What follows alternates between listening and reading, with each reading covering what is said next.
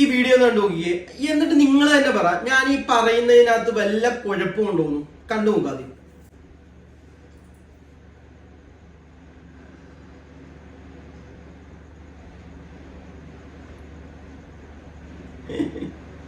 ഈ വീഡിയോ നിങ്ങൾ കണ്ടില്ലേ? പലരും നമ്മളെ വീഡിയോയുടെ അടിയിൽ വന്ന് കമന്റ് ഇടും, നീ ചെവിയോട് കൊടുക്കുവോ, നിങ്ങൾ നോക്കുവോ, അവരവരുടെ ഇഷ്ടത്തിന് ജീവിച്ചോട്ടെ, നിങ്ങൾ എന്തിനാണ് അവരുടെ പുറകെ പോകുന്നത് എന്നൊക്കെ പറയുന്നവരോട് ഒരു കാര്യം പറയട്ടെ. ഈ കാണിക്കുന്നത് കണ്ട നമ്മളെങ്ങനെ പറയാണ്ടിരിക്കും? കഴിഞ്ഞ ദിവസം രേണു സുധി ഒരു കേസ് കൊടുത്തിട്ടുണ്ടായിരുന്നു ഒരു റിയാക്ഷൻ ബ്ലോഗറിനെതിരെ. ഞാനും റിയാക്ഷൻ ചെയ്യുന്നതിന്. പിന്നെ നമ്മൾ ഇതൊക്കെ കണ്ടു കഴിഞ്ഞാൽ എങ്ങനെയാണ് പറയാണ്ടിരിക്കുന്നത്? ആദ്യം നിങ്ങൾ നന്നാവണം, എന്നിട്ട് വേണം മറ്റുള്ളവരെ കുറ്റം പറയാനായിട്ട്.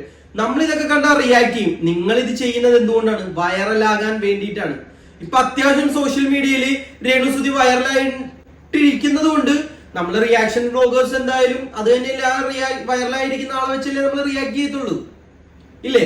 നിങ്ങൾ നെഗറ്റീവ് പബ്ലിസിറ്റിക്ക് വേണ്ടി ഇങ്ങനെയൊക്കെ ചെയ്തുകൊണ്ടിരിക്കുമ്പോൾ നമ്മൾ ഇതെടുത്ത് റിയാക്ട് ചെയ്യും. ഇല്ലെങ്കിൽ നിങ്ങൾ ഇത് ചെയ്യാണ്ടിരിക്കുക. വേറെ എന്തൊക്കെയോ നല്ല പണികളുണ്ട്, ഇല്ലേ? അടിപൊളി അത്യാവശ്യം നല്ല രീതിയിൽ ചാനലൊക്കെ റീച്ചായി നല്ല വൈറലായിരിക്കണം. നിങ്ങൾക്ക് ലൈഫ് സ്റ്റൈൽ ബ്ലോഗാ അങ്ങനെയുള്ള എന്തൊക്കെ നിങ്ങളെ ചാനലിനകത്ത് ഇടാം, വൈറലാകത്തില്ലേ? ഇങ്ങനെ അവിടെ എവിടെയൊക്കെ തുണി വിറ്റ് വന്നിട്ട് വൈറലാകുമെന്ന് വെച്ച് കഴിഞ്ഞാൽ വളരെ മോശമാണ്. ഈ വീഡിയോ ഒക്കെ കുട്ടികളൊക്കെ കാണുന്നതല്ലേ, വളരെ മോശം എന്ന് വെച്ചാൽ വളരെ മോശം. ഇതൊന്നും കണ്ടു കഴിഞ്ഞാൽ നമുക്ക് റിയാക്ട് ചെയ്യാണ്ടിരിക്കാൻ പറ്റത്തില്ല. നമ്മൾ റിയാക്ട് ചെയ്ത് പോകും. പിന്നെ നമുക്കെതിരെ കേസ് കൊടുക്കുമെന്നൊന്നും പറഞ്ഞിട്ടൊന്നും യാതൊരുവിധ കാര്യമില്ല. ആദ്യം നിങ്ങൾ ഇങ്ങനെയുള്ള അഭിനയങ്ങളൊക്കെ നിർത്തുക.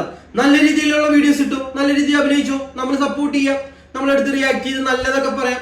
ഇത് കണ്ടു കഴിഞ്ഞാൽ നമുക്ക് ഒരിക്കലും നല്ലത് പറയാൻ തോന്നത്തില്ല. എന്താന്ന് വെച്ചാൽ നിങ്ങൾ പറഞ്ഞിട്ട് കാര്യമില്ല.